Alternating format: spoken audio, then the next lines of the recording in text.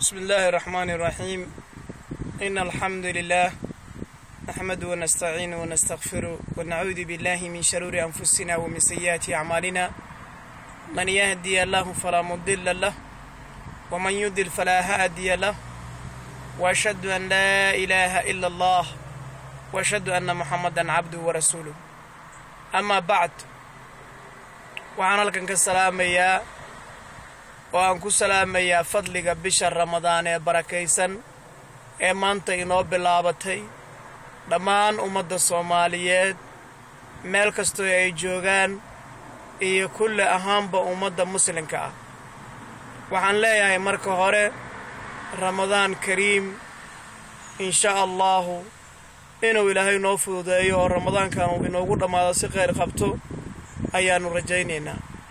intaa kadib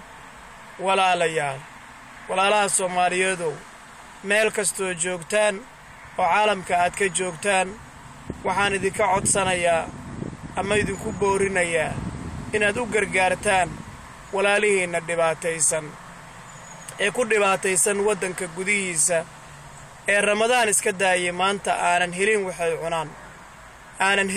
cunaan dhowr maalmood, ama jid ku soo jiray oo ku soo socday oo ku soo safraayay baahi ayagoo soo higsanayo meel wal oo ay ka helaan waxay cunaan ee soo gaaray xeryaha qaxootiga ee magaalada Muqdisho, iyo kuwa ku dhibaataysan sidaas oo kale xeryaha kale ee ka jira gobolada Soomaaliyeed sida Gado, Bakool, Baay, Hiiraan, Galgaduud iyo inta la midka.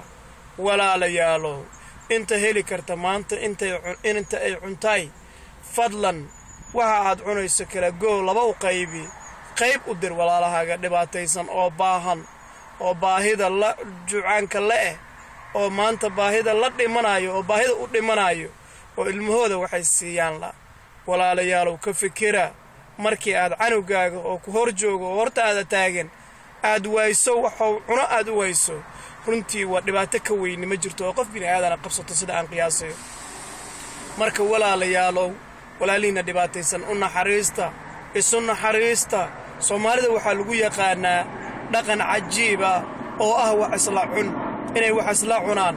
marka sidaa darteed walaalayaalow, hadalkayga waxaan ku soo koobayaa kulligeen aanu gurmanno waxa aan heli karno aan tarno walaalaheenna Soomaaliyeed ee dhibaataysan, ee meel walba ku dhibaataysan, ee ku dandaraysan, ee gaajadu hayso, ee hooyaad la'aantu hayso, ee rafaadku hayo. walaalayaalow, intaa aanu isu kaashanno aanan ku kaalmayno walaalaheen. waa mahadsantihiin. wasalaamu calaykum waraxmatullaahi wabarakaatuh.